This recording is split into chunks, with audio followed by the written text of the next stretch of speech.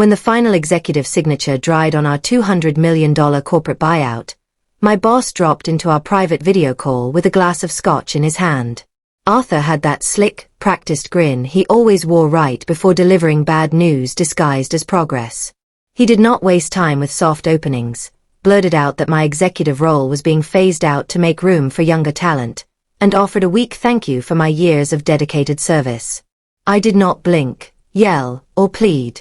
I simply stared back at him through the screen, told him to enjoy his celebration, and disconnected the call. That moment of quiet dismissal instantly transformed my grief into surgical precision. While Arthur was busy pouring another drink, I reached into my leather bag and retrieved my personal tablet, a device completely unmonitored by corporate network protocols. Years ago, while negotiating a vital expansion with our largest European client, Apex Global, I had noticed structural instability within our upper management. To protect the client from our internal chaos, I had quietly embedded a legal safeguard into their primary agreement. The clause explicitly stated that if I was ever removed as the account lead, Apex held the right to dissolve their contract without financial penalty. Sitting in my hotel room overlooking the city lights, I logged into my private server and pulled up our key account ledger. That single Apex agreement represented over 40% of our total corporate valuation, the exact revenue stream floating the entire buyout. Arthur had assumed he was cutting loose an overpaid legacy director, blissfully unaware that he had just personally triggered the kill switch on his prized deal. I typed a brief 2-word message to the chief legal officer at Apex, confirming my departure. His response arrived within 60 seconds, stating that their legal team was already moving to initiate the dissolution process. The following morning, the reality of my absence began to ripple through the executive floor. A newly appointed vice president named Blake, who had been brought in to replace my department, walked into his morning status meeting expecting a routine victory lap. Instead, he found an urgent notice from Apex Global requesting immediate confirmation of contract termination per Section 9. Blake, having never actually read the underlying documents, assumed it was a simple misunderstanding and attempted to smooth things over with a casual email.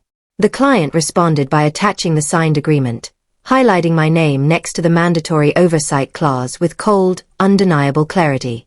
Panic spread through the building like wildfire as senior staff realized the situation was completely irrecoverable.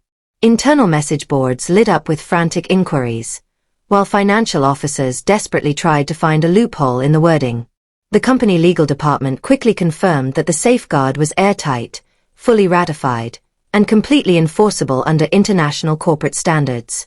Without my personal signature attached to the oversight board, 40% of the company projected earnings vanished overnight. Arthur was abruptly summoned into an emergency session with the primary board of directors to explain how a multi-million-dollar asset had simply dissolved before the quarterly reporting cycle. During that closed-door hearing, the atmosphere was thick with tension as board members reviewed the catastrophic numbers. The chief financial officer presented updated projections showing a massive valuation collapse, confirming that several secondary clients were also preparing to exit. When the lead director asked who had authorized the original contract structure, the room fell dead silent as my former name was brought up. Arthur attempted to brush off the oversight as an unpredictable anomaly, but the board cut him off completely. They realized that in his rush to claim credit and clear out senior staff, he had severed the single structural pillar holding the entire enterprise together. Late that evening, my personal phone buzzed with an incoming call from a blocked number. Arthur started the conversation using his typical smooth tone, attempting to frame the catastrophe as a minor misunderstanding that could be fixed with a flexible consulting arrangement. I let my legal representative handle the conversation, who calmly reminded him that my employment had been permanently terminated per his own written instructions. When Arthur tried to hint at potential legal action regarding intentional interference, my lawyer casually noted that the agreement had been active and fully disclosed in corporate records for over 14 months without a single objection. With the old company rapidly unraveling, I arranged a private meeting with Nora, the chief operating officer of a prominent competing firm. We met at a quiet corner table, where I presented a comprehensive strategy for transitioning my loyal client portfolio into a far more stable environment.